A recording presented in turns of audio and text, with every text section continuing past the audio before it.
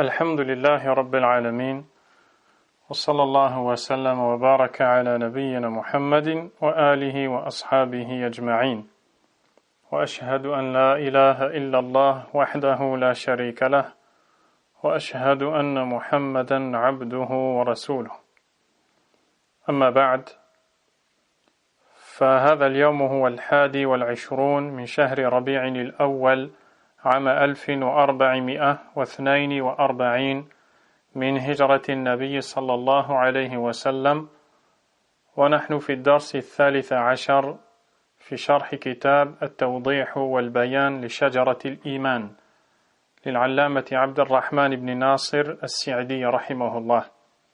Nous voici au 7 novembre 2020 réunis pour le 13e cours de l'étude du livre intitulé La clarification et l'éclaircissement de l'arbre de la foi par l'imam Abd al-Rahman al-Sa'di, qu'Allah subhanahu wa ta'ala lui fasse miséricorde.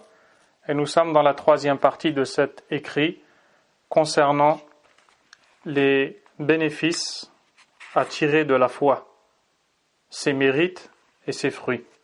Et nous nous sommes arrêtés lors de la dernière séance après avoir traité le premier point, à savoir le fait que la concrétisation de la foi fait obtenir au serviteur d'Allah subhanahu wa ta'ala une alliance avec Allah qui est particulière, puisqu'Allah subhanahu wa ta'ala lui accorde le succès, l'aide, le protège, exauce ses invocations et lui donne ce dont il a besoin. Il est donc avec lui subhanahu wa ta'ala, et cela est un des plus grands mérites poussant la personne à s'investir afin d'être des gens de la foi, l'iman. L'auteur al-Sa'di rahimahullah poursuivant nous dit وَمِنْ ثَمَرَاتِ الْإِيمَانِ الْفَوْزُ بِرِضَى اللَّهِ وَدَارِ كَرَامَتِهِ قال تعالى وَالْمُؤْمِنُونَ وَالْمُؤْمِنَاتُ بَعْضُهُمْ أَوْلِيَاءُ بَعْضٍ يَأْمُرُونَ بِالْمَعْرُوفِ وَيَنْهَوْنَ عَنِ الْمُنكَرِ وَيُقِيمُونَ الصَّلَاةَ وَيُؤْتُونَ الزَّكَاةَ ويطيعون الله ورسوله أولئك سيرحمهم الله إن الله عزيز حكيم وعد الله المؤمنين والمؤمنات جنات تجري من تحتها الأنهار خالدين فيها ومساكن طيبة في جنات عدن ورضوان من الله أكبر ذلك هو الفوز العظيم فنالوا رضا ربهم ورحمته والفوز بهذه المساكن الطيبة بإيمانهم الذي كملوا به أنفسهم وكملوا غيرهم بقيامهم بطاعة الله وطاعة رسوله والأمر بالمعروف والنهي عن المنكر فاستولوا على أجل الوسائل وأفضل الغايات وذلك فضل الله. Le deuxième point n'est autre que l'obtention de la satisfaction d'Allah subhanahu wa ta'ala et de sa demeure des délices, c'est-à-dire al-Jannah, le paradis. Celui qui concrétise la foi en Allah subhanahu wa ta'ala gagnera de la part d'Allah azza wa jal sa satisfaction. Et quel but plus noble que de se voir chez Allah subhanahu wa ta'ala agréé. Allah azza wa jal a dit dans le sens rapproché du verset: les croyants et les croyantes sont alliés les uns des autres. Ils ordonnent le bien, interdisent le mal, accomplissent la prière, s'acquittent de l'aumône et obéissent à Allah et son messager. Voilà ceux auxquels Allah fera miséricorde, car Allah est puissant et sage. Aux croyants et aux croyantes, Allah a promis des jardins sous lesquels coulent des ruisseaux, où ils demeureront éternellement, et de belles demeures dans les jardins éternels, et l'agrément d'Allah est plus grand encore que tous ses bienfaits, et c'est cela l'immense succès. Allahumma urzuqna ridak. Oh Allah, nous t'implorons de nous accorder ton agrément, subhanahu wa ta'ala. Vous l'avez compris, c'est quelque chose de très important, c'est l'agrément d'Allah azza wa jal. L'agrément d'Allah, de manière absolue, est le but ultime, le meilleur, le plus grand, le plus noble objectif recherché par le croyant. Le croyant vise ce but et fait tout pour l'atteindre. Et comme Allah subhanahu wa ta'ala dit dans le verset وَرِضْوَانٌ مِّنَ اللَّهِ أَكْبَرُ, et l'agrément d'Allah est plus grand encore. Et nous allons voir quelques détails concernant la formation de cette phrase. Mais avant d'entrer dans cela, l'agrément d'Allah est plus grand encore. C'est-à-dire que l'agrément d'Allah subhanahu wa ta'ala est plus grand que tout bienfait. Car c'est par l'agrément d'Allah subhanahu wa ta'ala que le serviteur se voit vivre heureux dans cette vie d'ici-bas et dans l'au-delà. Et cela ne peut avoir lieu que si au préalable, le serviteur concerné va concrétiser sa foi. Plus sa foi sera forte et concrétisée, plus il goûtera au bonheur et atteindra la satisfaction d'Allah subhanahu wa ta'ala et son agrément. Et quel but est plus noble que ce dernier? Et Allah azza wa jal, dans ces deux versets que nous venons de lire, a cité la foi en Allah subhanahu wa ta'ala avec ses fruits et mérites. Il a aussi réuni deux choses. La première, c'est le fait que les croyants se sont fait du bien à eux-mêmes et ils en ont fait à autrui aussi. Et pour cela, ils ont eu l'agrément d'Allah azza wa jal. Où est-ce qu'on voit tout cela? Tout d'abord, Allah subhanahu wa ta'ala va nous citer les croyants, n'est-ce pas? وَالْمُؤْمِنُونَ وَالْمُؤْمِنَاتِ بَعْضُهُمْ أَوْلِيَاءُ بَعْضٍ. Les croyants et les croyantes. Qui sont les croyants et les croyantes? Les gens de la foi, qui ont concrétisé la foi, qu'il s'agisse d'hommes ou de femmes, peu importe leur origine, leur sexe, peu importe tout cela. L'essentiel, c'est de concrétiser la foi en Allah subhanahu wa ta'ala. Les croyants et les croyantes sont alliés les uns des autres. Ils ordonnent le bien, interdisent le mal.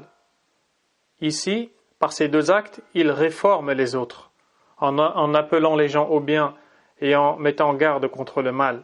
Ensuite, accomplissent la prière, s'acquittent de l'aumône et obéissent à Allah et son messager. Par ces choses-là, c'est leur personne qu'ils réforment. Ainsi, ces gens ont la foi et ils réforment leur personne ainsi que les autres. Voilà ceux auxquels Allah fera miséricorde, car Allah est puissant et sage.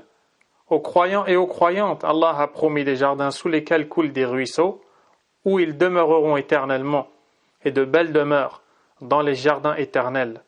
Et l'agrément d'Allah est plus grand encore que tous ses bienfaits, et c'est cela l'immense succès. L'imam Ibn al-Qayyim, rahimahullah ta'ala, dans le livre intitulé Bada'i'ul Fawaid, a dit ce qui suit. تأمل كيف جاء بالرضوان مبتدأ منكرا مخبرا عنه بأنه أكبر من كل ما وعدوا به وأيسر شيء من رضوانه أكبر من الجنات وما فيها من المساكن الطيبة وما حوته ولهذا لما يتجلى لأوليائه في جنات عدن ويمنيهم أي شيء يريدون فيقولون ربنا أي شيء نزيد أفضل مما أعطيتنا فيقول تبارك وتعالى إن لكم عندي أفضل من ذلك أحل عليكم رضواني فلا أسخط عليكم بعده أبدا. الله أكبر. L'imam Ibn al-Qayyim rahimahullah a dit, médite sur la façon dont a été cité al-Ridwan, c'est-à-dire l'agrément d'Allah dans cette phrase. À savoir que l'agrément d'Allah cité ici l'a été à la forme indéfinie. Bien sûr, quand on a traduit, on a en réalité donné une traduction approximative. On a dit « et l'agrément d'Allah est plus grand encore ». Car on sait très bien qu'il s'agit de l'agrément d'Allah. Si ce n'est qu'en revenant à la langue arabe et dans la forme du verset, nous trouvons « waridwanun min Allahi akbar », c'est-à-dire « et un agrément ». Il n'est donc pas défini. Et un agrément émanant d'Allah est plus grand encore. Vous remarquerez qu'ici, en réalité, Allah Azza wa Jalla a dit « et un agrément émanant d'Allah est plus grand encore ». C'est un agrément qui émane d'Allah subhanahu wa ta'ala. Il est donc indéfini. Également, Allah Azza wa Jalla le décrit, cet agrément émanant de lui, comme étant bien plus grand que tout ce qui leur a été promis, quand Allah dans le verset nous montre que ces gens-là qui se parent par ces caractéristiques, à savoir la foi et les bonnes actions par lesquelles ils se réforment eux-mêmes et réforment les autres, eh bien ils gagneront le paradis avec les descriptions qui sont faites de celui-ci, mais un agrément d'Allah est plus grand encore. L'imam Ibn al-Qayyim rahimahullah nous dit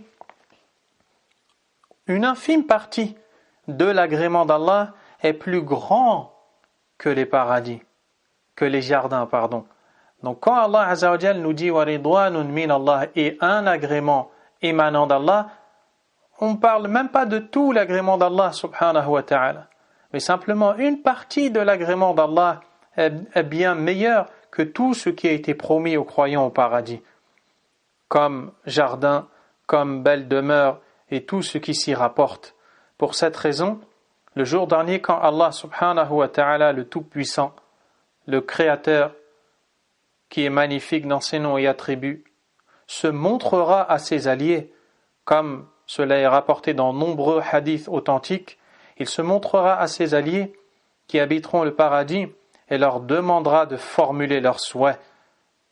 Ils diront « Ô Seigneur, qu'est-ce que tu pourrais nous ajouter de meilleur que ce que tu viens déjà de nous donner ?» Et Allah subhanahu wa ta'ala, s'adressant à eux, leur dira alors « Inna lakum indi afdala min dhalik » Vous allez avoir auprès de moi ce qui est bien meilleur que tout cela. Tout cela, c'est-à-dire votre présence au paradis, les fruits dont vous y jouissez et tous les bienfaits qui vous ont été accordés. Vous avez auprès de moi bien meilleur que tout cela. Je fais en sorte que mon agrément vous atteigne et je ne serai plus jamais en colère contre vous après celui-ci. Subhanallah. L'imam Abdurrahman al-Sa'di rahimahullah a dit: ils ont atteint l'agrément et la miséricorde de leur Seigneur, ainsi que ces excellentes demeures par leur foi à travers laquelle ils se sont parfaits, eux ainsi que d'autres. Ils se sont parfaits eux ainsi que d'autres, c'est-à-dire, comme vous l'avez entendu dans le verset, Allah subhanahu wa ta'ala dit de ces gens-là qu'ils ordonnent le bien et interdisent le mal. Cela concerne les autres. Et qu'ils accomplissent la prière et s'acquittent de l'aumône, obéissant à Allah et son messager. Ici, c'est leur personne qu'ils réforment. Donc, comme le dit l'imam Sa'di, ils se sont parfaits, eux ainsi que d'autres, en obéissant à Allah et à son prophète sallallahu alayhi wa sallam, en ordonnant le bien et en interdisant le mal, remportant ainsi les plus méritoires et les plus hauts objectifs. Et c'est là la grâce d'Allah subhanahu wa ta'ala. Qu'y a-t-il de meilleur que de voir qu'Allah est satisfait de toi, qu'Allah subhanahu wa ta'ala t'a agréé? Qu'y a-t-il de plus noble de vivre la vie de celui qui est aimé d'Allah et dont Allah subhanahu wa ta'ala est satisfait? Puisse Allah nous faire obtenir ce noble but. Ensuite, l'imam Abdurrahman al-Sa'di rahimahullah a dit: ومنها أن الإيمان الكامل يمنع من دخول النار والإيمان ولو قليلا يمنع من الخلود فيها فإن من آمن إيمانا أدى به الواجبات وترك المحرمات فإنه لا يدخل النار كما تواترت بذلك الأحاديث الصحيحة عن النبي صلى الله عليه وسلم في هذا الأصل كما تواتر عنه أنه لا يخلد في النار من في قلبه شيء من الإيمان ولو يسيرا. L'imam al-Sa'di rahimahullah nous dit, c'est donc le troisième point, la foi complète empêche d'entrer en enfer. La foi, même minime, empêche de rester éternellement en enfer. Et ça, c'est un point extrêmement important de la croyance islamique. Et ça nous montre aussi un des mérites rattachés à la foi. Quel est-il? Premièrement, le fait que la foi complète, c'est-à-dire lorsqu'elle est concrétisée, lorsqu'elle est appliquée par le serviteur dans ses fondements et ramifications, lorsque le serviteur d'Allah subhanahu wa ta'ala a une foi complète, à tel point qu'il ne connaît d'autre divinité qu'Allah subhanahu wa ta'ala dans ses prières, dans ses invocations, dans toute forme d'adoration. Il reconnaît, de par son cœur, sa langue et les actions qu'il fait, l'unicité d'Allah, le Seigneur parfait, par ses noms et attributs, méritant les adorations, subhanahu wa ta'ala. Il rejette toute forme de polythéisme, d'association à Allah azza wa jal.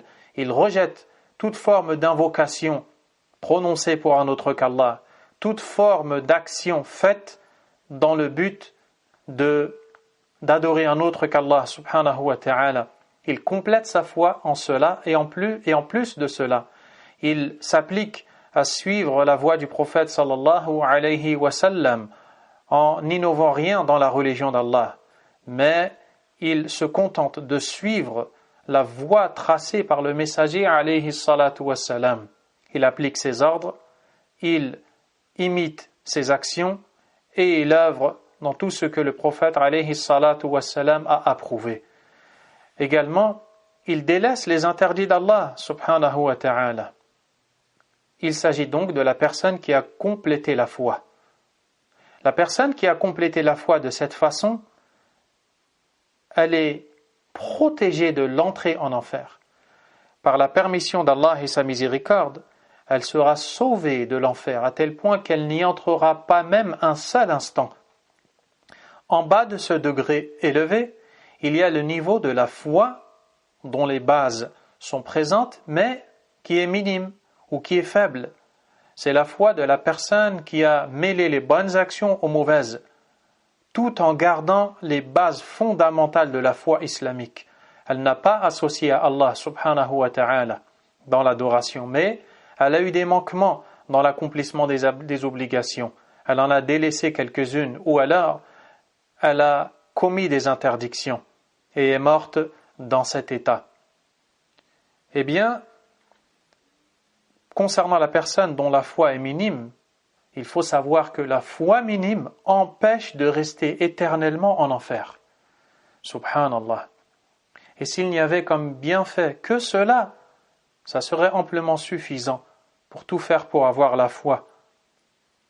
Car la personne qui a la foi, qui est dans le tawhid, l'unicité d'Allah subhanahu wa ta'ala, et qui a commis des péchés majeurs desquels elle ne s'est pas repentie, sera le jour dernier sous la volonté d'Allah subhanahu wa ta'ala. C'est-à-dire que lors du jugement, il est possible que pour certaines de ces personnes, Allah azza wa jal décide de les faire passer un moment dans le feu de l'enfer proportionnellement à leurs péchés commis desquels ils ne s'étaient pas repentis. Et si Allah prononce ce jugement sur ces gens-là, ça sera le résultat de sa justice parfaite. Tout comme il est possible que cette même personne, ayant commis des péchés majeurs desquels elle ne s'est pas repentie, se voit épargnée de l'entrée au feu de l'enfer, et si Allah prononce sur elle ce jugement, ça sera le fruit de sa miséricorde parfaite, car en réalité, toutes les actions d'Allah, tous les choix d'Allah Azza wa Jal viennent de la beauté de ses noms et de ses attributs, subhanahu wa ta'ala. Nous retenons donc ici, concernant la personne qui a mérité d'entrer au feu car elle a commis des péchés majeurs et elle ne s'en est pas repentie justement, qu'elle en sera au final sauvée de par la foi qu'Allah ne laissera jamais se perdre à la personne. وَمَا كَانَ اللَّهُ لِيُضِيعَ إِيمَانَكُمْ. Allah ne laissera jamais perdre votre foi. Elle sera donc épargnée. Même si elle a dû passer dans le feu, eh bien elle finira par en être sauvée. Et cela est le bienfait d'Allah Azza wa Jal. L'imam As-Sa'di rahimahullah a dit: quant à celui qui a cru d'une foi qui l'a conduit à accomplir les obligations et à délaisser les interdits, il n'entrera pas en enfer, comme cela est rapporté dans de très nombreux hadiths authentiques du prophète sallallahu alayhi wa sallam. De même qu'on rapporte de lui que celui qui a dans le cœur ne serait-ce qu'un peu de foi ne restera pas éternellement en enfer. Parmi les récits rapportés dans ce registre, ce que rapporte l'imam al-Bukhari, d'après Mahmoud ibn Labid radiyallahu anhu, قال رسول الله صلى الله عليه وسلم إن الله قد حرم على النار من قال لا إله إلا الله يبتغي بذلك وجه الله. Allah a interdit au feu quiconque prononce la ilaha illallah tout en recherchant à travers cela la face d'Allah. Ainsi, Allah Azza wa Jalla a interdit au feu de l'enfer quiconque est sur le tawhid en recherchant la satisfaction d'Allah Azza wa Jalla. Il faut apprendre quelque chose. Les savants nous disent que tahrim an-nar, l'interdiction du feu, se divise en deux. Il y a tahrim ad-dukhul et tahrim al-khulud, l'interdiction d'entrer au feu, c'est-à-dire que la personne n'y entrera jamais. Et il y a l'interdiction de s'y éterniser, c'est-à-dire qu'il est possible qu'une personne y entre, mais elle n'y sera pas éternisée, bi'idhnillahi tabaraka wa ta'ala. Et cela va dépendre des actions de la personne. Si c'est une personne qui a concrétisé l'unicité et la foi en Allah, avec tout ce que cela implique comme obligation et délaissement des interdits, alors cela voudra dire que cette personne sera interdite d'entrer au feu. Elle ne mettra pas un pied au feu, qu'Allah nous l'accorde. Si c'est une personne qui est morte sur le tawhid, sur la foi, mais qui a mêlé à cette foi des péchés majeurs, desquels elle ne s'était pas repentie et pour lesquels Allah aura prononcé le jugement de passer au feu, alors cela voudra dire Allah a interdit à l'enfer à cette personne, c'est-à-dire Allah a interdit cette personne d'éterniser en enfer, même si elle devra y passer pour payer ses dettes et ses péchés. Mais qu'Allah nous en préserve, subhanahu wa ta'ala. Également, l'imam al-Bukhari et Muslim rapportent d'après Abu Sa'id al-Khudri radiyallahu anhu que le prophète sallallahu alayhi wa sallam a dit yudkhilu Allahu ahla al-jannati al-jannah. Allah fera entrer les gens du paradis dans celui-ci. Yudkhilu man yasha'u bi rahmatih. Il y fera entrer qui il voudra par sa miséricorde. ويدخل أهل النار النار. Et il fera entrer les gens du feu au feu. ثم يقول انظروا من وجدتم في قلبه مثقال حبة من خردل من إيمان فأخرجوه. Après cela, Allah Azza wa Jal, s'adressant à ses anges, ordonnera à ces derniers de faire sortir de l'enfer quiconque aura ne serait-ce que cette infime partie, à savoir مثقال حبة من خردل. C'est une infime partie de foi présente dans la personne. Pour cela, elle sera au final sauvée du feu par lequel elle a dû passer.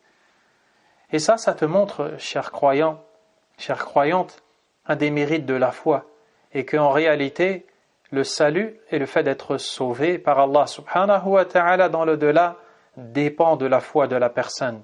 Si la foi de la personne est complète, elle ne passera jamais par le feu. Si la foi de la personne est incomplète, elle risque de passer par le feu. Et si elle y passe, alors elle en sera sauvée. Parce qu'Allah Azza wa Jal ne laissera pas perdre cette part de foi, combien même ou alors aussi infime soit-elle. Qu'Allah subhanahu wa ta'ala nous accorde une foi forte et nous protège du passage par le feu. Il est certes capable de tout cela. Ensuite, l'imam al-Sa'di rahimahullah a dit ومن ثمرات الإيمان أن الله يدفع عن المؤمنين جميع المكاره وينجيهم من الشدائد كما قال تعالى إن الله يدافع عن الذين آمنوا أي يدفع عنهم كل مكروه يدفع عنهم شر شياطين الإنس وشياطين الجن ويدفع عنهم الأعداء ويدفع عنهم المكاره قبل نزولها ويرفعها أو يخففها بعد نزولها. ولما ذكر تعالى ما وقع فيه يونس عليه الصلاة والسلام وأنه فنادى في الظلمات أن لا إله إلا أنت سبحانك إني كنت من الظالمين قال فاستجبنا له ونجيناه من الغم وكذلك ننجي المؤمنين إذا وقعوا في الشدائد كما أنجينا يونس. قال النبي صلى الله عليه وسلم دعوة أخي يونس ما دعا بها مكروب إلا فرج الله عنه كربته لا إله إلا أنت سبحانك إني كنت من الظالمين. وقال تعالى ومن يتق الله أي بالقيام بالإيمان ولوازمه يجعل له مخرجا أي من كل ما ضاق على الناس ومن يتق الله يجعل له من أمره يسرا. فالمؤمن المتقي ييسر الله أمره وييسره لليسرى ويجنبه العسرى ويسهل عليه الصعاب ويجعل له من كل هم فرجا ومن كل ضيق مخرجا ويرزقه من حيث لا يحتسب. Le point suivant, l'auteur rahimahullah ta'ala nous dit que parmi les mérites et les bénéfices découlant de la foi, le fait qu'Allah subhanahu wa ta'ala préserve les croyants, les gens de la foi. Il les protège et les préserve de toutes choses détestables et les tire des difficultés. Allah subhanahu wa ta'ala, par la foi des croyants, les préserve des choses mauvaises et si elles les atteignent, alors il les en délivre. Allah azza wa jalla a dit dans le sens rapproché du verset, Allah prend la défense de ceux qui ont eu la foi. Allah subhanahu wa ta'ala les défend, les protège, leur porte secours. L'auteur a dit, c'est-à-dire qu'il les défend contre toute chose détestable, contre le mal des démons parmi les hommes et les djinns, contre les ennemis et contre le mal avant qu'il ne survienne en le levant ou en le diminuant après qu'il soit survenu. Et c'est ce que nous dit Allah subhanahu wa ta'ala au sujet du prophète Yunus alayhi salam. Ainsi, vous voyez que lorsque la personne concrétise la foi, elle se voit protégée par Allah et elle gagnera une protection d'Allah azza wa jal qui va être proportionnelle à la concrétisation de la foi. Ainsi, les croyants à la foi plus fermes et fortes sont ceux qui sont les plus protégés d'Allah subhanahu wa ta'ala. Vous devez connaître le hadith surnommé par les savants hadith al-wali, le hadith de l'allié, où le prophète alayhi salatu wassalam nous rapporte qu'Allah subhanahu wa ta'ala lui-même a dit Man aada li waliyan faqad adhantuhu bil harb. Quiconque se déclare ennemi de l'un de mes alliés, alors je lui déclare la guerre. Puis Allah azza wa jal va montrer qui sont ses alliés en les décrivant et en disant وَمَا تَقَرَّبَ إِلَيَّ عَبْدٍ بِشَيْءٍ أَحَبَّ إِلَيَّ وَمَا تَقَرَّبَ إِلَيَّ عَبْدِي بِشَيْءٍ أَحَبَّ إِلَيَّ مِمَّا افْتَرَضْتُهُ عَلَيْهِ. Et mon serviteur ne s'est jamais rapproché de moi par quelque chose de meilleur que ce que j'ai prescrit, c'est-à-dire ce que je lui ai rendu obligatoire. Ensuite, وَلَا يَزَالُ عَبْدِي يَتَقَرَّبُ إِلَيَّ بِالنَّوَافِلِ حَتَّى أُحِبَّهُ. Et mon serviteur ne cesse de se rapprocher de moi par les actes recommandés jusqu'à ce que je l'aime. فَإِذَا أَحْبَبْتُهُ. Et lorsque je l'aime, كُنْتُ سَمْعَهُ الَّذِي يَسْمَعُ بِهِ. Je deviens son ouïe par laquelle il écoute. وَبَصَرَهُ الَّذِي يُبْصِرُ بِهِ. Sa vue par laquelle il voit. وَيَدَهُ الَّتِي يُبْطِشُ بِهَا. Sa main par laquelle il empoigne ou il attrape. وَرِجْلَهُ الَّتِي يَمْشِي بِهَا. Sa jambe par laquelle il marche. وَلَئِنْ سَأَلَنِي لَأُعْطِيَنَّهُ. Et s'il me sollicite, assurément je lui accorderai sa demande. وَلَئِنْ اسْتَعَاذَنِي لَأُعِيذَنَّهُ. Et s'il demande ma protection, très certainement je lui accorderai.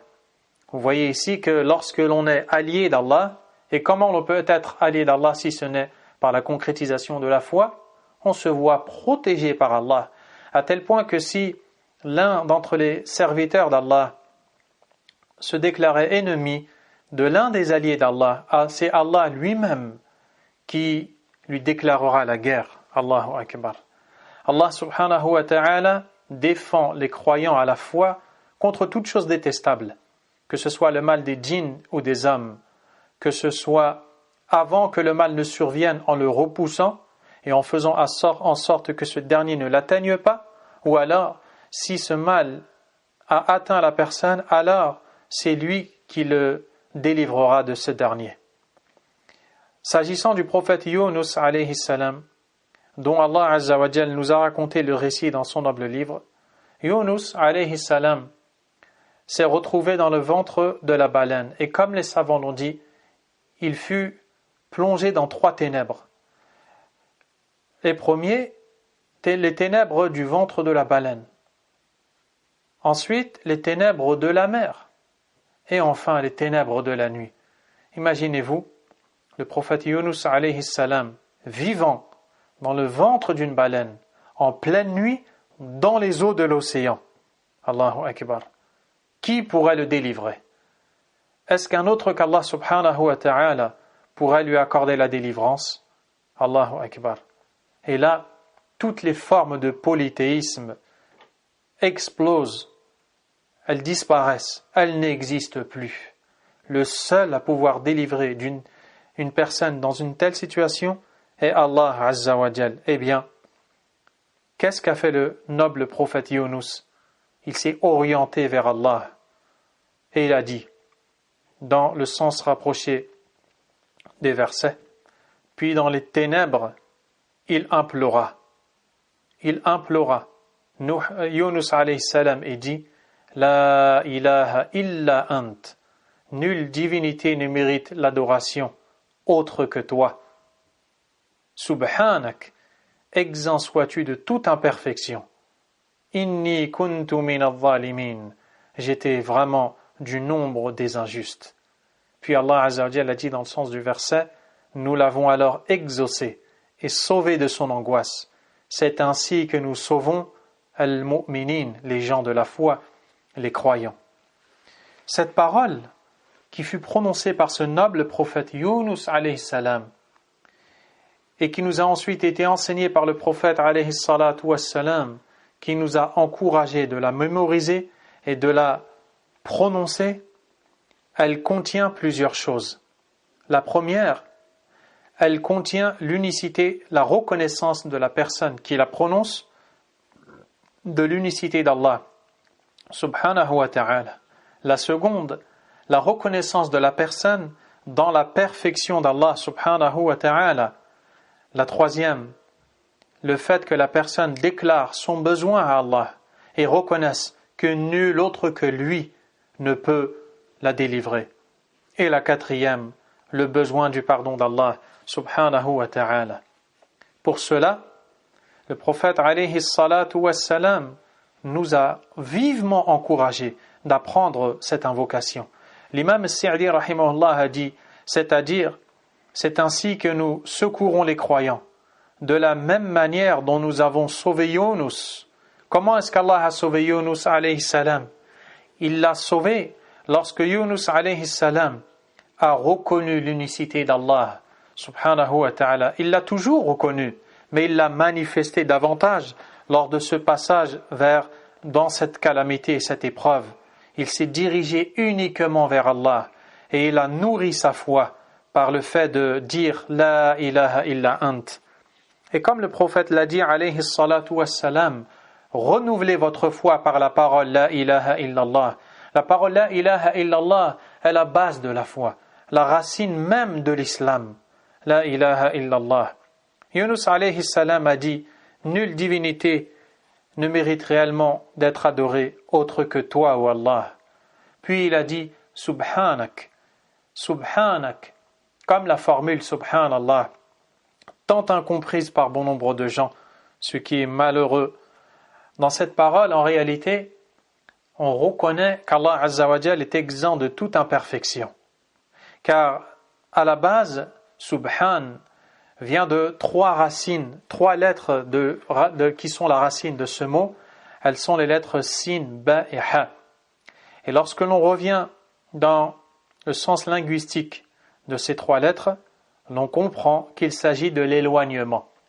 Pour cela, la nage, qui consiste justement à faire ces mouvements qui font que la personne qui nage va s'éloigner de son point de départ, eh bien, la nage est appelée en arabe as-sibaha. Et lorsque vous entendez sibaha, vous voyez que ça ressemble au mot subhan dans les lettres contenues dans le mot. Car il y a la même notion de base qui est celle de s'éloigner. Quand on dit subhanallah ou que l'on dit subhanak, on déclare en réalité qu'Allah est loin de toute imperfection. C'est pourquoi il semble, wallahu a'lam, ce n'est qu'une proposition, que la meilleure façon de traduire subhanallah n'est pas du tout de dire gloire et pureté à toi, mais plutôt de dire exempt soit Allah de toute imperfection. C'est ce qui, wallahu a'lam, et Allah est plus savant, se rapproche le plus du sens de cette parole. Exempt sois-tu de toute imperfection. Inni kuntu min adh-dhalimin. J'étais très certainement du nombre des injustes. J'étais très certainement du nombre des injustes. Ainsi, la personne qui prononce ces paroles reconnaît sa faiblesse, reconnaît son besoin d'Allah subhanahu wa ta'ala. Elle sait que son abri, son refuge est nulle part ailleurs que chez Allah. Allah azza wa jalla a dit « Fafirru ila Allah » fuyez vers Allah. Et le prophète alayhi salatu wassalam, lorsqu'il invoque Allah en prosternation, dit « Wa a'udhu bika minka » et je cherche refuge auprès de toi contre toi. Et l'imam Ibn al-Qayyim rahimahullah a dit « Al-firar » la fuite. Quand on parle de ce que l'on appelle al-firar min Allah ou al-firar ilallah, fuir Allah et fuir vers Allah, il y a un sens profond derrière cela. Car en effet, al-firar min Allah, fuir Allah, consiste à appliquer la croyance en l'unicité d'Allah dans la Seigneurie. Car quand on dit fuir Allah, comment est-ce que l'on fuit Allah? Et pourquoi est-ce que l'on fuit Allah? On fuit Allah dans le sens où on craint son châtiment. On craint que ça batte sur nous sa colère, sa toute-puissance. On reconnaît ainsi la Seigneurie d'Allah Azza wa Jal. Et on fuit vers Allah, parce qu'il est le seul refuge, le seul vers lequel il est possible de fuir afin de se voir protégé au final. Ainsi, le fait de fuir vers Allah, c'est la reconnaissance qu'il est le seul à mériter l'adoration. Donc, quand on fuit d'Allah vers Allah, on applique le tawhid même, on applique l'unicité d'Allah subhanahu wa ta'ala. Et le prophète alayhi salatu wassalam a dit « Personne n'est atteint d'une difficulté et n'invoque Allah à la manière de mon frère Yunus sans qu'Allah ne le soulage de cette difficulté en disant « La ilaha illa ant, subhanaka inni kuntu min adh-dhalimin » Mais il est très important de comprendre que, comme l'a dit l'imam Ibn Taymiyyah et son élève Ibn al-Qayyim rahimahum que les invocations dont a parlé le prophète alayhi salatu wassalam et dont il a évoqué certains des effets ne peuvent voir ces effets se réaliser que quand la personne qui les prononce en saisit les sens et les prononce avec la présence du cœur. Ce sont ces invocations qui tirent profit à la personne. Autrement, une personne qui répète des mots dont elle ne comprend pas les sens avec un cœur distrait, ne se voit pas exaucé. Comme a dit le prophète alayhi salatu wassalam, Allah n'exauce pas l'invocation d'une personne ayant un cœur distrait. Donc, il faut apprendre à mémoriser certes les invocations, mais il faut apprendre aussi à les comprendre, à arroser son cœur par le sens de ces invocations, et là, elles seront utiles bi'idhnillahi tabaraka wa ta'ala. L'imam al-Sa'di rahimahullah a ensuite dit, Allah a dit dans le sens rapproché du verset, وَمَنْ يَتَّقِ اللَّهِ et quiconque ferait preuve de piété envers Allah, il lui donnera une issue favorable. Allah lui accordera une issue favorable, c'est-à-dire, nous dit l'auteur, que celui qui craint Allah subhanahu wa ta'ala, en appliquant la foi et tout ce qu'elle implique, tout ce qu'elle comprend, Allah lui donnera une issue favorable à toute situation difficile à supporter. Également, dans l'autre verset, le sens rapproché, celui qui fait preuve de piété envers Allah, il lui facilite les choses. وَمَنْ يَتَّقِ اللَّهَ يَجْعَلْ لَهُ مِنْ أَمْرِهِ يُسْرًا. Allah subhanahu wa ta'ala facilite les choses aux croyants pieux, l'éloigne de la difficulté, le soulage de toute peine et situation difficile, et lui octroie sa subsistance d'où il ne s'attendait pas. Allahumma haqqiq lana dhalik. Allahumma haqqiq lana dhalik. Allahumma haqqiq lana dhalik ya arhamar rahimin. Et il y a beaucoup de preuves à ce sujet dans le Coran et la Sunna. C'est donc un mérite immense, le fait de se voir accorder une issue par Allah et protégé par Allah subhanahu wa ta'ala. L'imam al-Sa'di rahimahullah dit ensuite وَمِنْهَا أن الإيمان والعمل الصالح الذي هو فرعه يثمر الحياة الطيبة في هذه الدار وفي دار القرار. قال تعالى: من عمل صالحا من ذكر أو أنثى وهو مؤمن فلنحيينه حياة طيبة ولنجزينهم أجرهم بأحسن ما كانوا يعملون. وذلك أن من خصائص الإيمان أنه يثمر طمأنينة القلب وراحته وقناعته بما رزق الله وعدم تعلقه بغيره، وهذه هي الحياة الطيبة، فإن أصل الحياة الطيبة راحة القلب وطمأنينته وعدم تشوشه مما يتشوش منه الفاقد للإيمان الصحيح. Parmi les mérites de la foi, ce que nous dit l'auteur, la foi et les œuvres pieuses qu'elle implique amènent une vie saine, une bonne vie, une vie heureuse, détendue, plein de quiétude et de sérénité dans ce bas monde et dans l'au-delà. Dans le sens rapproché du verset, Allah subhanahu wa ta'ala a dit: quiconque homme ou femme fait une bonne œuvre tout en étant croyant, nous lui ferons vivre une bonne vie et nous les récompenserons en fonction des meilleures de leurs actions. L'auteur a dit ceci car la foi amène la sérénité et le repos du cœur, la suffisance face à ce qu'Allah subhanahu wa ta'ala attribue comme subsistance, l'attachement à aucun autre en dehors d'Allah. Et c'est cela la vie saine qui repose essentiellement sur la sérénité et le repos du cœur et l'absence de perturbation qui touche ceux qui n'ont pas cette foi authentique. En d'autres termes, le fait de concrétiser la foi en Allah subhanahu wa ta'ala et d'œuvrer dans ce que celle-ci implique et en faisant les bonnes actions, proportionnellement à tout cela, la personne se verra offrir par Allah azza wa jal une bonne vie, une vie paisible, une vie pleine de quiétude, car le cœur de cette personne est rattaché à Allah subhanahu wa ta'ala. Il l'a donc délivré de tout autre que lui. L'imam Ibn al-Qayyim rahimahullah, dans son poème intitulé An-Nuniyya, décrivant la situation de ceux qui sont les esclaves d'autres qu'Allah, a dit: Harabu min ar-riqi alladhi khuliqu lahu fabulu bi riqi an-nafsi wash-shaytani. Ces gens-là ont fui la servitude pour laquelle ils ont été créés. Ils se sont retrouvés serviteurs de leur âme et du diable. C'est-à-dire que ces gens-là, n'adorant pas Allah et n'ayant pas concrétisé la foi en Allah subhanahu wa ta'ala, ont fui ce pourquoi Allah les a créés, à savoir la servitude qu'ils devaient manifester à Allah en lui reconnaissant sa toute-puissance et leur faiblesse, son unicité et leurs besoins de lui. Ils ont fui cela et ils se sont donc retrouvés à être les adorateurs de leurs âmes et de ce à quoi leurs âmes les ont incités, tout comme ils se sont retrouvés serviteurs du diable en suivant tout ce que le diable leur a dicté. Alors que celui qui est croyant, qui a la foi en Allah subhanahu wa ta'ala et qui fait de bonnes œuvres, Allah a fait la promesse de lui faire vivre une bonne vie. Et la véritable bonne vie, c'est la vie de celui dont le cœur est plein de quiétude, de sérénité.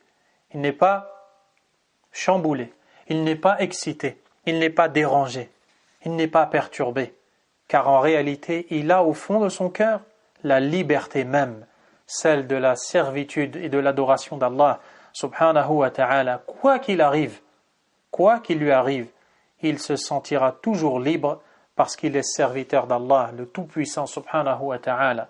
Et Allah a dit dans le verset: Alladhina amanu wa tatma'innu qulubuhum bi dhikrillah. Ceux qui ont eu la foi et dont les cœurs se sont apaisés au rappel d'Allah. Ala bi dhikrillahi tatma'innul qulub. N'est-ce pas par le rappel d'Allah, n'est-ce pas par le rappel d'Allah que les cœurs s'apaisent? C'est ainsi que les cœurs s'apaisent. Et si les cœurs sont apaisés, la personne vivra une bonne vie. C'est pour cela que l'auteur, rahimahullah, nous dit ceci, car la foi amène la sérénité et le repos du cœur. Mais pas seulement. La suffisance, al-qana'a bima razaqallah, face à ce qu'Allah attribue comme subsistance. Al-qana'a est une des caractéristiques qui distingue le croyant. Al-qana'a, c'est le fait d'être satisfait pleinement et de se contenter de ce qu'Allah a donné.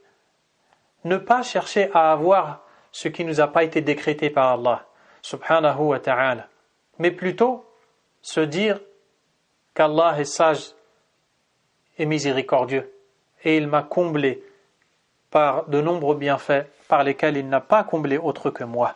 Je suis donc pleinement satisfait de ce qu'Allah a choisi pour moi. Je suis pleinement satisfait en tant que croyant ayant la foi de ce qu'Allah m'a donné comme subsistance. Une telle personne est complètement libre. Elle n'a plus besoin d'aller commettre l'illicite pour augmenter les biens qu'elle voudrait posséder. Elle n'a plus besoin de craindre parce qu'elle n'a pas obtenu quelque chose qu'elle voulait avoir, parce qu'elle a la qana'a à cause de sa foi. Elle est satisfaite de ce qu'Allah lui a accordé. L'attachement à aucun autre en dehors d'Allah. Et c'est cela la vie saine, regardez, qui repose essentiellement sur la sérénité et le repos du cœur. La base de la vie saine, c'est le repos du cœur. C'est le repos du cœur et l'absence de perturbations qui touchent ceux qui n'ont pas cette foi authentique. Ceux qui n'ont pas cette foi, l'iman billah subhanahu wa ta'ala, eh bien, ils sont perturbés. Ils sont perturbés par la moindre calamité, par la moindre épreuve, par le moindre changement dans leur vie. Ils sont complètement excités, ils sont ébranlés, ils ne savent plus comment se conduire. On prend l'exemple de ce que nous traversons en ce moment même, cette pandémie qui s'est répandue sur la terre d'Allah subhanahu wa ta'ala et qui a fait que beaucoup de gens se voient confinés. Ils se voient confinés. Dès lors qu'ils ont appris qu'ils allaient être confinés, beaucoup sont ceux parmi eux qui ont déprimé. Pourquoi ont-ils déprimé? Parce que leurs habitudes ont changé. Ils ne se sentent plus libres parce qu'en réalité, le cœur n'est pas libre par la foi en Allah subhanahu wa ta'ala, à tel point que les médicaments antidépresseurs sont vendus en masse pendant cette période où je vous parle, comme me le dit un pharmacien. Pourquoi? Parce qu'il n'y a pas l'iman sahih billah. Il n'y a pas la foi correcte en Allah comme elle doit être dans le cœur du croyant. Elle te délivre de tout. La foi en Allah subhanahu wa ta'ala te délivre de tout. Elle t'élargit tout ce qui est restreint, étroit et serré. Elle t'embellit tout ce qui ne l'est pas à la base. Elle enrichit le pauvre, elle fortifie le faible, elle fait de toi un croyant libre par la foi en Allah subhanahu wa ta'ala. Ensuite, l'imam al-Sa'di rahimahullahu ta'ala nous dit, ou alors, nous pouvons passer au point suivant. ومنها أن جميع الأعمال والأقوال إنما تصح وتكمل بحسب ما يقوم بقلب صاحبها من الإيمان والإخلاص. ولهذا يذكر الله هذا الشرط الذي هو أساس كل عمل، مثل قوله: فمن يعمل من الصالحات وهو مؤمن فلا كفران لسعيه، أي لا يجحد سعيه ولا يضيع عمله بل يضاعف بحسب قوة إيمانه. وقال: ومن أراد الآخرة وسعى لها سعيها وهو مؤمن فأولئك كان سعيهم مشكورا.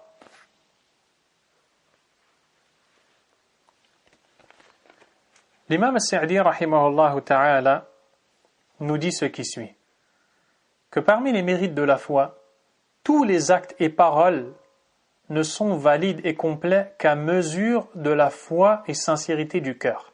En d'autres termes, parmi les mérites de la foi, il y a le fait de savoir que quand la personne a une foi complète, correcte, accompagnée de la sincérité du cœur, eh bien c'est cette foi qui va valider les actions et qui va faire que ces actions faites par la personne vont être acceptées par Allah subhanahu wa ta'ala, car aucune action n'est acceptée par Allah azza wa jal si elle n'est pas accompagnée d'une foi qui est correcte. Donc, parmi les mérites de la foi, elle valide les actes et les fait accepter par Allah subhanahu wa ta'ala. L'auteur a dit, et c'est pourquoi Allah subhanahu wa ta'ala cite cette condition qui est la foi authentique, qui est à la base de tout acte. Puis il va citer certains textes dans lesquels Allah subhanahu wa ta'ala nous montre qu'à chaque fois il va citer la foi comme étant une condition pour gagner ce qu'il promet. Par exemple, dans le verset, dans le sens rapproché bien sûr, il dit « Quiconque fait de bonnes œuvres, tout en étant croyant, wa huwa mu'min, c'est-à-dire en ayant la foi, on ne méconnaîtra pas son effort. Et nous le lui inscrivons à son actif. » C'est-à-dire que la personne qui a eu la foi en Allah, qui l'a concrétisée et qui a fait de bonnes œuvres avec cette bonne foi, Allah Azza wa Jal sera reconnaissant envers cette personne. On ne méconnaîtra pas son effort. Le jour dernier, Allah ne laissera jamais perdre ses bonnes actions parce qu'elles ont été accompagnées de la bonne foi. Ainsi, la personne se verra récompensée par Allah pour tous ses efforts. Wa inna lahu katibun, et nous le lui inscrivons à son actif. L'imam al-Sa'di rahimahullah nous dit, c'est-à-dire qu'il ne reniera pas son effort et ne lui fera pas perdre la récompense de son acte. Plus encore, il lui en multipliera la récompense en fonction de la force de sa foi. Subhanallah. La personne qui a la foi et qui fait une bonne action, cette bonne action va être validée et donc acceptée par Allah Azza wa Jal à cause de la foi. Ensuite, elle va être redoublée ou alors elle va être multipliée dans sa valeur en fonction de la force de la foi. C'est ça qui fait la différence entre deux personnes qui font une seule et même action, identique en apparence, et pourtant, le jour dernier, l'une des deux personnes se voit beaucoup plus récompensée que l'autre. Pourquoi? L'action est la même. La réponse, ce qu'il y avait dans le cœur de la personne qui lui a fait obtenir ces hauts degrés. Donc, pour avoir une action qui soit validée chez Allah, il faut qu'elle soit accompagnée de la foi. Et pour élever ces degrés en récompense, il faut que cette foi qui accompagne l'action soit forte. Plus elle est forte, plus l'action est récompensée par Allah subhanahu wa ta'ala. L'auteur rahimahullah a ensuite cité la parole d'Allah Azza wa Jal dans le sens rapproché du verset. Et ceux qui cherchent l'au-delà, c'est-à-dire par leurs actions, ils ne recherchent que l'au-delà, à savoir la foi, la satisfaction d'Allah. C'est ce qui les pousse à faire les actions. Et ceux qui cherchent l'au-delà et fournissent les efforts qui y mènent, donc ils ont la foi, car ils recherchent l'au-delà, puis ils font de bonnes actions. Et ces bonnes actions, elles sont basées sur la foi qui les a précédées. Tout en étant croyants, alors leur effort sera reconnu et récompensé. Leur effort sera reconnu et récompensé. L'imam al-Sa'di rahimahullah ta'ala nous dit وَالسَّعْيُ لِلْآخِرَةِ هُوَ الْعَمَلُ بكل ما يقرب إليها ويدني منها من الأعمال التي شرعها الله على لسان نبيه محمد صلى الله عليه وسلم فإذا تأسست على الإيمان وانبنت عليه كان السعي مشكورا مقبولا مضاعفا لا يضيع منه مثقال ذرة. الله أكبر. L'imam al-Sa'di rahimahullah a dit, après avoir cité la parole d'Allah Azza wa Jal, من كان يريد العاجلة عجلنا له فيها ما نشاء لمن نريد ثم جعلنا له جهنم يصلاها مذموما مدحورا. Puis la suite ومن أراد الآخرة وسعى لها سعيها وهو مؤمن فأولئك كان سعيهم مشكورا. Dans le sens du verset, et ceux qui cherchent l'au-delà et fournissent les efforts qui y mènent tout en étant croyants, alors leur effort sera reconnu et récompensé. As-Sa'di rahimahullah a dit, fournir des efforts pour l'au-delà consiste à pratiquer tout ce qui peut en rapprocher parmi les œuvres qu'Allah subhanahu wa ta'ala a légiféré à travers son prophète Muhammad alayhi salatu wassalam. Si ces œuvres sont basées sur la foi et grandissent sur celle-ci, c'est-à-dire sur la foi, cet effort sera récompensé, accepté et sa récompense multipliée, sans en prendre quoi que ce soit, serait-ce le poids d'une fourmi. Mais si l'acte est dénué de foi, même si on s'y adonne nuit et jour, cela ne sera pas accepté par Allah subhanahu wa ta'ala.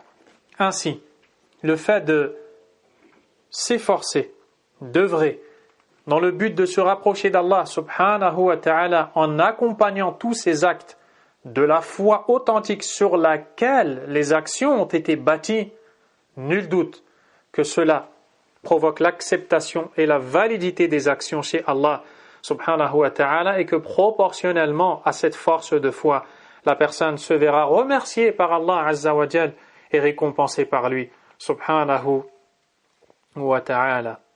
L'imam al-Sa'di rahimahullah, ou avant de citer cela, Allah azza wa jal a dit dans Surah At-Tawbah: أَفَمَنْ أَسَّسَ بُنْيَانَهُ عَلَى تَقْوَى مِنَ اللَّهِ وَرِضْوَانٍ خَيْرٍ أَمَّنْ أَسَّسَ بُنْيَانَهُ عَلَى شَفَا جُرُفٍ هَارٍ فَانْهَارَ بِهِ فِي نَارِ جَهَنَّمَ. Al-Aya.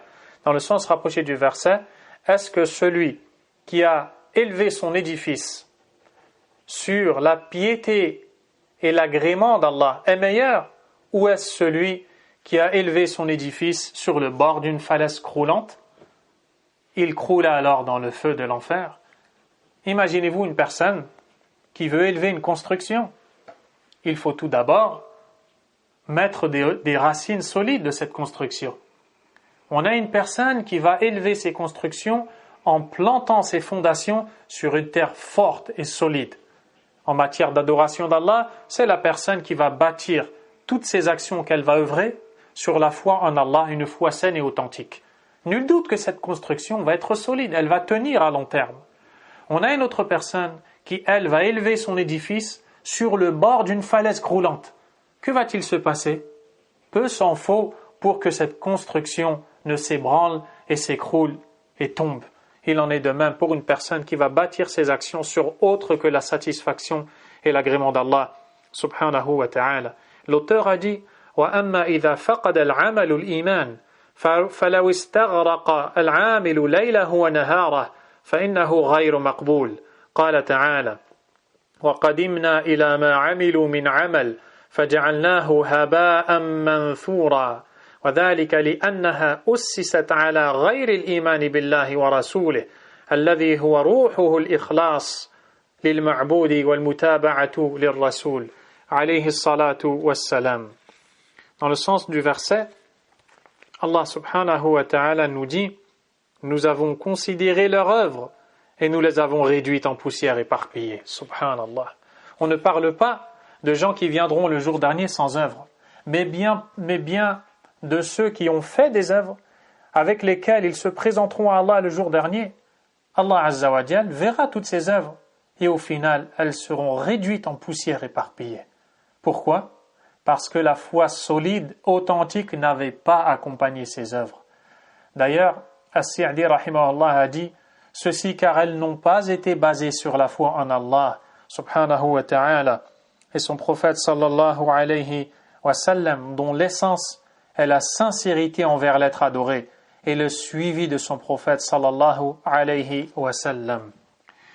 Allah subhanahu wa ta'ala a dit: قُلْ هَلْ نُنَبِّئُكُمْ بِالْأَخْسَرِينَ أَعْمَالًا الَّذِينَ ضَلَّ سَعْيُهُمْ فِي الْحَيَاةِ الدُّنْيَا وَهُمْ يَحْسَبُونَ أَنَّهُمْ يُحْسِنُونَ صُنْعًا أُولَئِكَ الَّذِينَ كَفَرُوا بِآيَاتِ رَبِّهِمْ وَلِقَائِهِ فَحَبِطَتْ أَعْمَالُهُمْ فلا نقيم لهم يوم القيامة وزنا فهم لما فقدوا الإيمان وحل محله الكفر بالله وآياته حبطت أعمالهم. Allahu Akbar. L'imam al-Sa'di rahimahullah a cité la parole d'Allah Azza wa Jal dans le sens rapproché du verset, dit: vous informerai-je de ceux qui sont les plus perdants en termes d'œuvre, ceux dont les efforts se sont perdus dans la vie d'ici-bas et qui s'imaginaient faire le bien, ceux qui ont nié les signes de leur Seigneur ainsi que sa rencontre. Leurs actions seront donc réduites à néant et nous ne donnerons aucun poids à celles-ci le jour de la résurrection. On ne parle donc pas de gens qui n'ont pas fait d'action, mais bel et bien de gens qui ont fait des efforts, qui ont fait des actions et qui ont au final été déclarés comme étant les plus perdants en œuvre. Subhanallah. Ils sont les plus perdants en œuvre. Pourquoi? Parce qu'ils pensaient faire le bien alors qu'ils faisaient des actions qui n'étaient pas bâties sur la foi en Allah. Ils ne recherchaient pas l'au-delà. Ils recherchaient autre chose. Et Allah n'est pas injuste. Une personne qui, à travers des bonnes actions qu'elle ferait, qui rechercherait, par exemple, la renommée, elle obtiendra cette renommée. Ou alors l'amour des gens, le regard des gens, elle obtiendra ce qu'elle a recherché, car Allah n'est pas injuste. Mais le jour dernier, ses actions seront réduites en poussière éparpillée et elle rejoindra ceux qui sont les plus perdants en œuvre parce qu'elle n'a pas œuvré motivée par la foi en Allah subhanahu wa ta'ala. L'auteur a dit ceci car ils n'ont pas eu la foi mais ont mis à sa place la mécréance en Allah et ses signes. C'est pourquoi leurs œuvres ont été réduites à néant. Allah subhanahu wa ta'ala nous dit dans le verset La in ashrakta la yahbatanna amaluk. Et il dit aussi وَلَوْ أَشْرَكُوا لَحَبِطَ عَنْهُمْ مَا كَانُوا يَعْمَلُونَ ولهذا كانت الردة عن الإيمان تحبط جميع الأعمال الصالحة كما أن الدخول في الإسلام والإيمان يجب ما قبله من السيئات وإن عظمت والتوبة من الذنوب المنافية للإيمان والقادحة فيه والمنقصة له تجب ما قبلها. L'imam Sa'di rahimahullah dit, Allah Azza wa Jalla a dit dans le sens du verset, si tu donnes des associés à Allah, ton œuvre sera certes vaine. Et dans l'autre verset, dans le sens rapproché aussi, mais s'il lui avait donné des associés, alors toutes leurs œuvres auraient certainement été vaines. Après avoir parlé de plusieurs prophètes dont Allah Azza wa Jalla a fait les éloges, il a conclu les versets en disant d'eux que s'ils avaient donné à Allah un quelconque associé, toutes ces bonnes œuvres qu'ils avaient faites auraient été réduites et auraient été vaines. L'auteur a dit, c'est pourquoi l'apostasie vient annuler l'ensemble des œuvres pieuses. Ridda, le fait de sortir de l'islam par une conviction, par une parole, par une action ou par le doute, le fait de faire ce qui provoque et entraîne la sortie de la foi, est une chose qui va annuler toutes les œuvres pieuses de la personne. Comme l'entrée en islam, nous dit l'auteur, est quelque chose qui vient effacer tous les précédents, aussi graves fussent-ils, et que le repentir vient effacer tout péché précédent contraire à la foi et venant la diminuer. Allah subhanahu wa ta'ala a dit وَمَنْ يَكْفُرْ بِالْإِيمَانِ فَقَدْ حَبِطَ عَمَلُهُ وَهُوَ فِي الْآخِرَةِ مِنَ الْخَاسِرِينَ. Et quiconque rejette la foi, toutes ses actions deviendront vaines et dans l'au-delà, il sera du nombre des perdants. Ainsi, le fait de rejeter la foi par une parole, une conviction, une action ou quelque chose qui entraîne à cela va engendrer l'effacement de toutes les bonnes actions de la personne et les réduire en poussière, qu'Allah nous en préserve. Tout comme l'arrivée dans la foi va engendrer l'effacement de tout ce qui a été fait avant la foi comme désobéissance. Et Allah est parfaitement miséricordieux et juste, subhanahu wa ta'ala. L'imam Sa'di a dit, et c'est le dernier point sur lequel on va s'arrêter, insha'Allah. وَمِنْهَا أَنَّ صَاحِبَ الْإِيمَانِ يَهْدِيهِ اللَّهُ إِلَى الصِّرَاطِ الْمُسْتَقِيمِ وَيَهْدِيهِ الصِّرَاطَ الْمُسْتَقِيمِ يَهْدِيهِ إِلى عِلْمِ الْحَقِّ وَإِلى الْعَمَلِ بِهِ وإلى تلقي المحاب والمسار بالشكر وتلقي المكاره والمصائب بالرضا والصبر. قال تعالى إن الذين آمنوا وعملوا الصالحات يهديهم ربهم بإيمانهم.